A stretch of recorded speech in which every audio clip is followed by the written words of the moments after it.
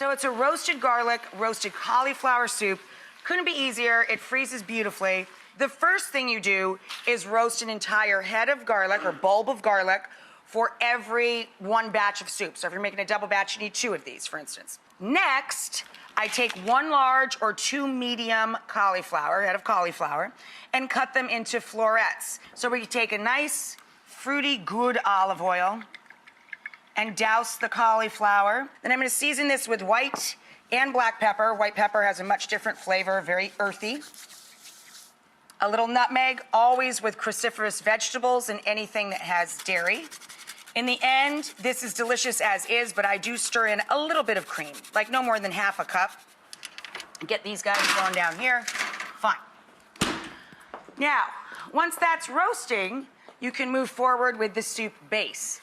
The base is in the pot here. I was sweating 1 large or 2 medium onions with a little salt and pepper in good olive oil in the bottom of our big soup pot. Throw your parsley stems and your thyme into the pot. 1 large fresh bay leaf, or dried if you have some in the pantry. You throw the rind in and the whole soup pot, or make a risotto or something. Now everything will taste like Parmigiano. A little bit of wine, let the wine cook out a bit and bubble off. And then I add an entire quart of chicken stock, or if you'd like this to be vegetarian, of course, vegetable stock. When we come back, we're gonna talk about a bruschetta and some toppings for this soup when we come back.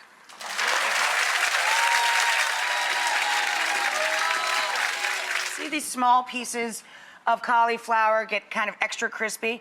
I save these as a garnish for the soup. I made this crispy topping that I've used on sliced steak with salsa verde, on a crostini with a slather of roasted garlic.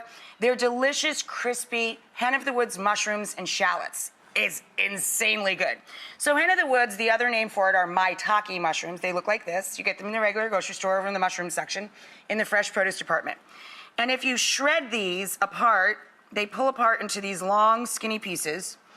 I shred them. You see, you just kind of peck at them like this.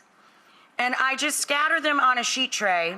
I cover them with olive oil, salt, and pepper, and I cook them at 450, really high oven, until they become literally these crispy, delicate, yummy, nutty mixture of mushrooms and shallots. So we're going to use our crispy mushrooms and shallots and our little bits of crispy cauliflower, and this is our garnish for our amazing roasted cauliflower, roasted garlic soup.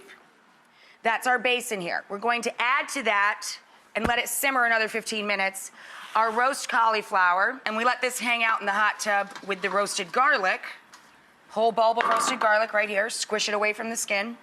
Let that hang out for about 15 minutes, then we're gonna use an immersion blender to blend the soup until smooth. Take out your herbs, of course, and your rind. And then to serve with that, this citrusy, simple topping for our charred bread.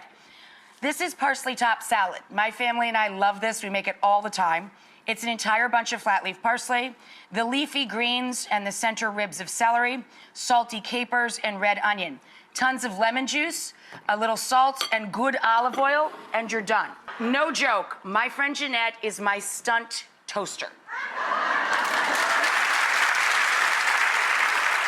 Come on back, we'll puree the soup and serve this up.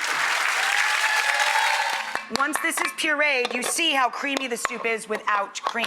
So if you want to keep this vegetarian and dairy-free, this is fine as is. My family likes a touch of cream at the end. We don't go nuts. Like 1 slow turn of the pan, maybe 1/3 to 1/2 cup. Not a big deal. Once you add cream to anything, you don't let it come to a full boil. It has to stay very gentle heat under it, or it'll separate. So you stir that cream in at the end just the second before you're ready to serve. Okay, then we top it with our crispy shallots and crunchy mushrooms and those little bits of the oven roasted cauliflower. Oh my God. And then we have that nice, bright, citrusy, that celery and parsley salad with the red onions and the capers alongside. Such a simple meal, and it's absolutely delicious. You will love that.